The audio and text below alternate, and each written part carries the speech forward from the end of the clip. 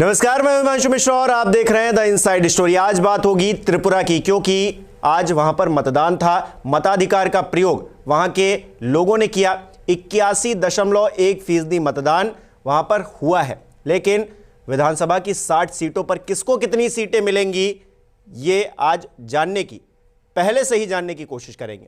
संजीव त्रिवेदी जी वरिष्ठ पत्रकार हमारे बीच है। संजीव जी, एक कहते हैं अनुमान, तो क्या अनुमान है जो राजनीतिक माहौल देखा अभी तक और आज मतदान भी हुआ, क्या अनुमान है किसको कितनी सीट? क्योंकि पिछली बार तो कांग्रेस का सुपड़ा साफ था, जो कम्युनिस्ट थे उनको 18 सीटें आई थी और बीजेपी ने वहाँ पे क्लीन स्वीप किया था। लेकिन इस बार क्या? अभी 81.10% का आंकड़ा 4 बजे तक की पोलिंग का आ गया है। मानकर चलिए कि कुछ परसेंटेज इसमें और जुड़ेगा, क्योंकि बहुत से लोग थे वो जो लाइन में लगे हुए थे, तो वो वोट देंगे तो ये आंकड़ा और ऊपर जाएगा। कल्पना कीजिए आप कि 81-82% वोटिंग किसी राज्य में हो और वो क्या कहती है? ज़बरदस्त जागरूकता वहाँ के नागरिकों में अपने मताधिकार को लेकर। हाँ, और अगर वजह हैं उनके पास वोट करने के लिए तभी वो बाहर आते। वजह अगर हैं तो भी लोग बाहर आएंगे। 40 लाख की आबादी है, छोटा सा राज्य है, करीब 28 लाख वोटर हैं और ये पहला सेमीफाइनल है। अगर आप 2023 को सेमीफाइनल कहते हैं, 2024 के चुनाव लोकसभा के जो होने वाले हैं उसका, तो ये पहला सेमीफाइनल है। ऐसे ही 8 या 9 और सेमीफाइनल इस बार होने हैं। तो इस बार भारतीय जनता पार्टी के लिए ये चुनाव जीतना बहुत जरूरी, क्योंकि पहला है और जिसको कहते हैं कि बोहनी होना, तो बोहनी होना चाहिए। लेकिन प्रश्न यहां पर यह है कि भारतीय जनता पार्टी साल 1998 कह लीजिए या उसके भी पहले से कभी भी कोई एक सीट जीत नहीं पाई थी वहां उस राज्य में, त्रिपुरा में, साल 2013 तक और भी पहले। मुझे लगता है कि 80 के दशक से ही, 88 से ही, और एक भी सीट न जीत पाना और फिर 2013 में 0 सीट से कूदकर 2018 में सरकार बना देना, 36 सीटें। तो आप सोचिए कि 60 सीटों वाले विधानसभा में 36 सीट का मतलब बहुमत का आंकड़ा आ गया, एक झटके में आ गया था। एक झटके में 0 से शिखर जिसको कहा जाता है। तो ऐसे जब आपको बहुमत मिलता है तो बहुत सी उम्मीदों के साथ लेकर उन्होंने जो वादे किए हैं उसको पूरा करने को लेकर, अगर वो वादे पूरे हुए तो जाहिर है कि भारतीय जनता पार्टी को समर्थन मिलेगा।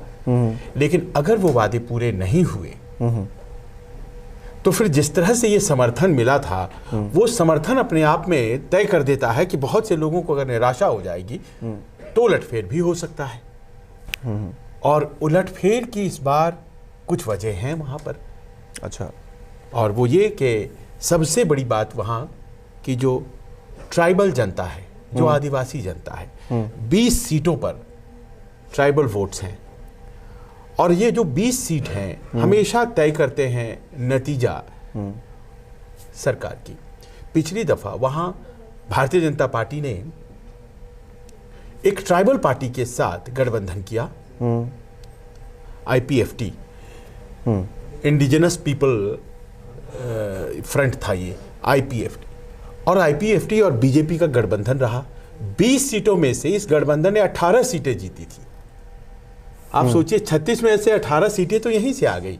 अब IPFT क्या थी? वो एक ऐसी संस्था थी, एक ऐसा दल जिसने मांग उठा रखी है कि हमें ग्रेटर त्रिपुरा लैंड चाहिए, यानी कि हमें एक अलग राज्य आदिवासियों का चाहिए जो कि त्रिपुरा से अलग हो। भारतीय जनता पार्टी ने उस वक्त दोस्ती का हाथ बढ़ाया। उन्होंने कहा आप हमारी मांग को मानेंगे तो हम आपसे दोस्ती करते हैं। बात बन गई उस समय।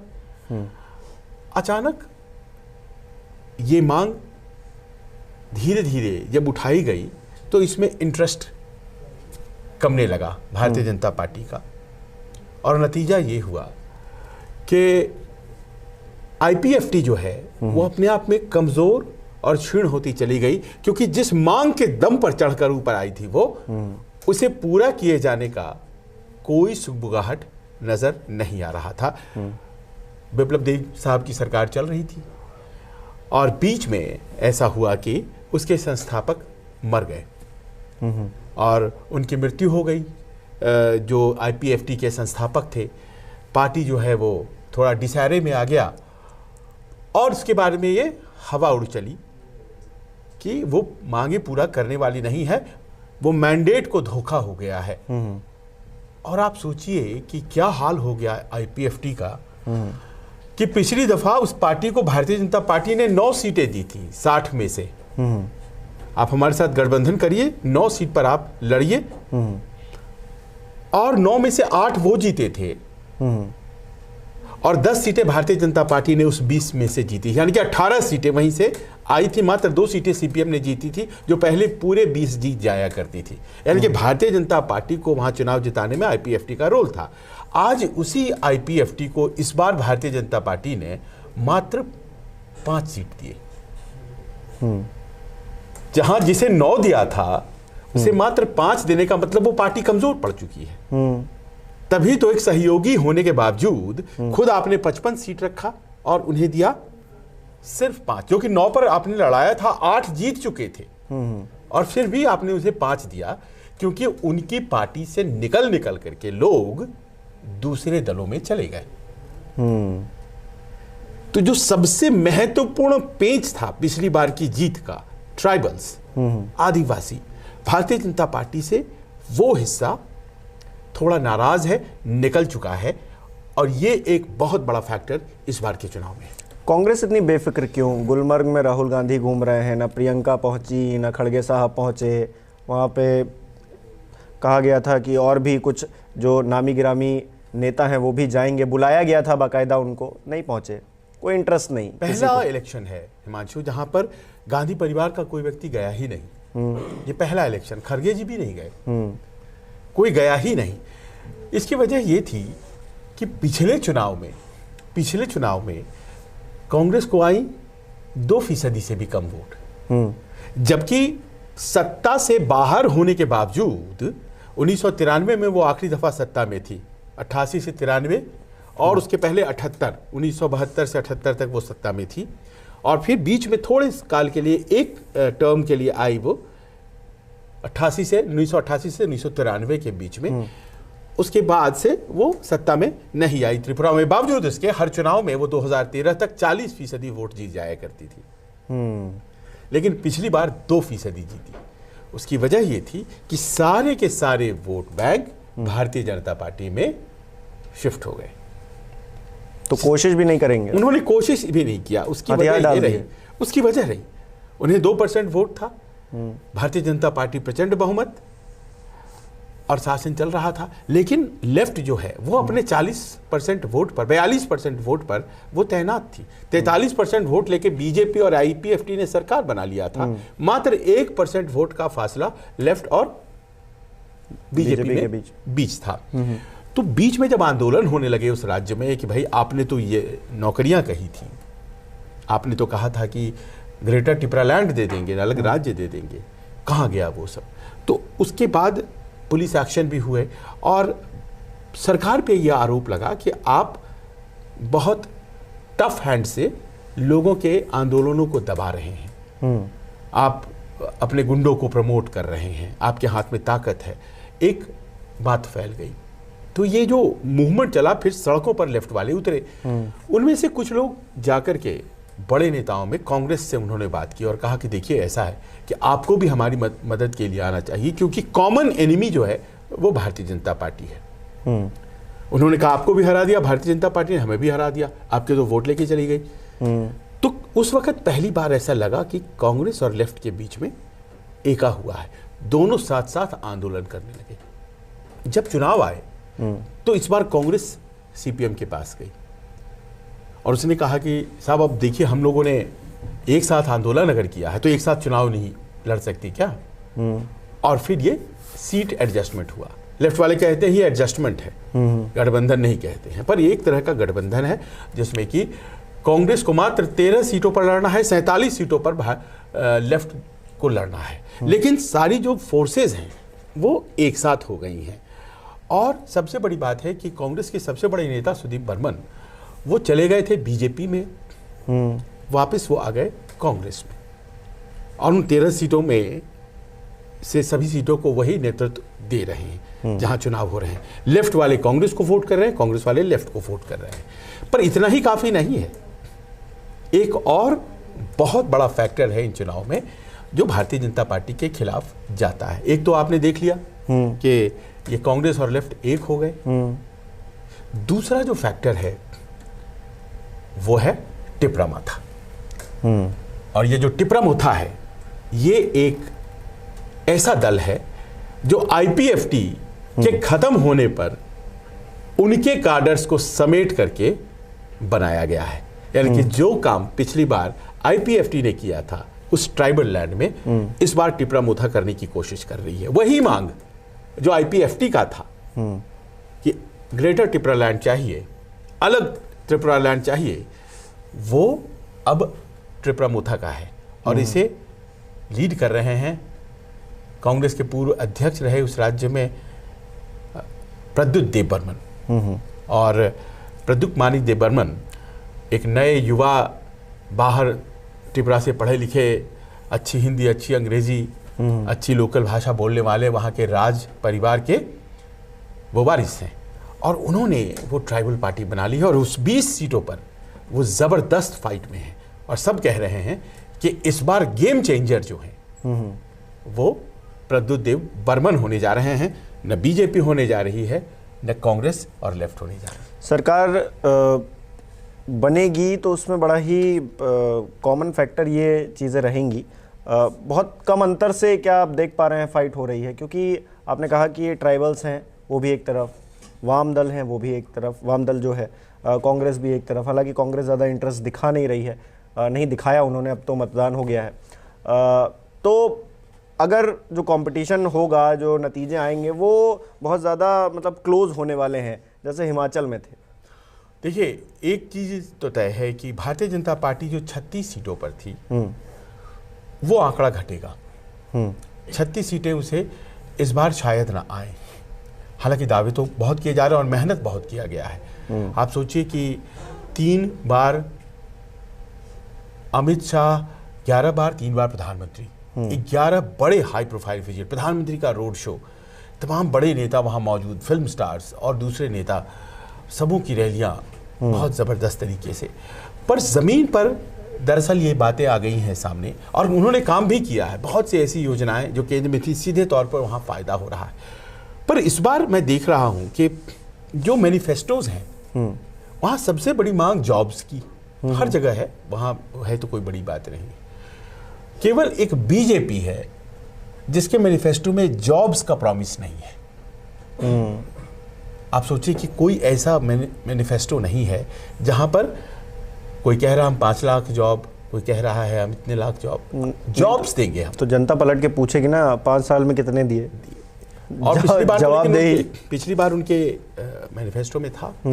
दूसरा, ये ग्रेटर त्रिपुरा लैंड की जो मांग थी, जो वादा किया गया था, तो उस पूरे इलाके में तो एक नेगेटिव सेंटीमेंट है कि आपने वादा किया हमें दिया नहीं। भाई ये आसान नहीं होता है राज्य का बनना। बहुत आसानी से आप राज्य बना देंगे क्या? और ऐसे तो फिर बहुत मुश्किल हो जाएगी। लेकिन चुनावी तौर पर अगर ये आप भावनात्मक रूप से इस इशू को डील नहीं कर पाए, ये बहुत जटिल समस्या हो जाती है। कोई कॉन्स्टिट्यूशनल समाधान है क्या? और नेगेटिव हो गया है एटमॉस्फेयर, ये पता चल गया था 2021 में। ट्राइबल काउंसिल जो वहां पर बना हुआ है उन 20 सीटों के लिए, उसके चुनाव हुए और ये जो टिपरा माथा है ये 30 में से 18 जीत गया। जो काउंसिल के चुनाव थे पूरे त्रिपुरा में, एक छोटा सा इलाका, और 30 में से 18। और उसी दिन समझ में बात आ गई कि भारतीय जनता पार्टी और आईपीएफटी का जो गठबंधन था कम से कम इन 20 सीटों पर, जिसमें ऐसा 18 उनके पास थे, कमजोर पड़ चुका है। यानी कि एक बड़ा हिस्सा जो है उनके हाथ से जा सकता है, ऐसा कहा जा रहा है। और अगर ऐसा होता है तो आप सोचिए कि 30 का जादुई आंकड़ा है, 36 पर हैं भारतीय जनता पार्टी के लोग, तो वो कहीं कितना नीचे आते हैं। अगर कहीं और ग्रो नहीं कर रहे हैं तो एक बहुत बड़ी दिक्कत है। और देखिए वहां दूसरे जो वोटर्स हैं, मुस्लिम्स, बंगाली, मणिपुरी, इन सबों में भारतीय जनता पार्टी की पैठ है। पर जो वादे किए गए थे, उन वादों को हमेशा एंटी इनकम्बेंसी वही होता है ना, पूरे होते हुए नहीं देखना। तो छोटे राज्यों में ये बड़ा डेंजरस होता है। आपने हिमाचल का उदाहरण दिया। तो जब मैंने देखा भारतीय जनता पार्टी के मैनिफेस्टो में कि उन्होंने भी रेवड़ियां प्रॉमिस की हैं, स्कूटी देंगे, पैसे देंगे, 5 रुपए में खाना देंगे, तो समझ में बात आई कि इसका मतलब थोड़ा सिचुएशन टफ है, क्योंकि अमूमन ये काम होता नहीं है भारतीय जनता पार्टी के मैनिफेस्टोज में। और एक और चीज सब बड़ी उसकी चर्चा कर रहे हैं वहां कि 47 सीटें सीपीएम के पास, 13 सीटें कांग्रेस के पास। 47 में से 1 सीट ऐसी है जिसको कि सीपीएम ने इंडिपेंडेंट को दे दिया है, यानी कि खुद 46 पर ही सिंबल लड़ा रही है। और वो जो इंडिपेंडेंट है उसके समर्थन में सीपीएम वाले आए, उसके समर्थन में कांग्रेस वाले भी गए, सब स्थानीय नेता, और उसके ही समर्थन में ये टिपरा मोथा के जो प्रद्युत देबर्मन हैं वो भी गए। और शायद इसीलिए कहा भारतीय जनता पार्टी के मंच प्रधानमंत्री ने कि 2 तो सामने में जुड़ गई हैं, केरल में कुश्ती करती हैं और यहाँ दोस्ती करती हैं, और ये जो ट्राइबल पार्टियां और छोटी पार्टियां हैं ये भी पीछे से उन्हीं के लिए काम कर रही हैं। यानी कि सारे के सारे त्रिपुरा में बाकी के दल जो हैं वो भारतीय जनता पार्टी के खिलाफ, कहा जा सकता है कि उन्होंने एक अंदर खाने गठबंधन, एडजस्टमेंट जैसा कुछ बनाया है। अब यहाँ से स्थिति ऐसी बनती है कि 2 नतीजे आते हैं, जिसमें कि ज़्यादा संभावना इस बात की है कि एक हंग असेंबली जैसी कोई चीज़ बनकर उभरे, और उसमें एडजस्टमेंट के तौर पर ये जो 3 दल हैं, टिपरा मोथा जिसमें कि एक गेम चेंजर का काम करेगा, और कांग्रेस लेफ्ट तो साथ है ही, मिल करके कहीं ऐसा एक फ्रंट तो तैयार नहीं करेंगे जो आंकड़ों के लिहाज से भारतीय जनता पार्टी और आईपीएफटी, क्योंकि वो 5 सीट आईपीएफटी के, वो 5 सीट आईपीएफटी हार जाएंगे, इसीलिए भारतीय जनता पार्टी ने उन्हें कम सीट दिया है। तो 55 में से क्या वो 30 का जादुई आंकड़ा आ जाएगा? क्या वो इतना आसान है? ऐसे में जबकि ये फैक्टर्स काम कर रहे हैं। और दूसरा, ये जो महंगाई का मुद्दा है, तो 500 का सिलेंडर, फ्री बिजली, ये तमाम ऐसी चीजें हैं जो इस बार वहां पे प्रॉमिस की हैं, और छोटे राज्यों में डिलीवर करना आसान होता है। तो ऐसा लगने लगा है कि एक एज पर बैठा हुआ ये चुनाव है जिसमें भारतीय जनता पार्टी बहुत कंफर्टेबल पोजीशन में हो आज की तारीख में, नहीं कहा जा सकता। यानी कि सबने घेरने की कोशिश तो की है, एक साथ आ भी गए हैं। अब घेर पाए हैं या नहीं घेर पाए हैं वो तो 2 मार्च को, हाँ 2 मार्च को पता चलेगा, क्योंकि ईवीएम में सब कुछ कैद हो गया है, जनता का फैसला कैद हो गया है। और हमारे दर्शक भी कमेंट बॉक्स में हमें बता सकते हैं कि उनको क्या लगता है 2 मार्च को क्या होने वाला है। पहले से भविष्यवाणी करके हमें ज़रूर बताएं। बहुत बहुत शुक्रिया।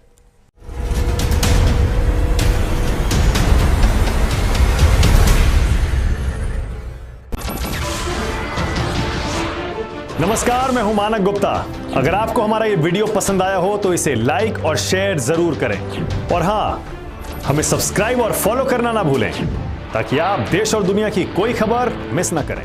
तो जुड़े रहिए हमारे साथ और देखते रहिए News 24।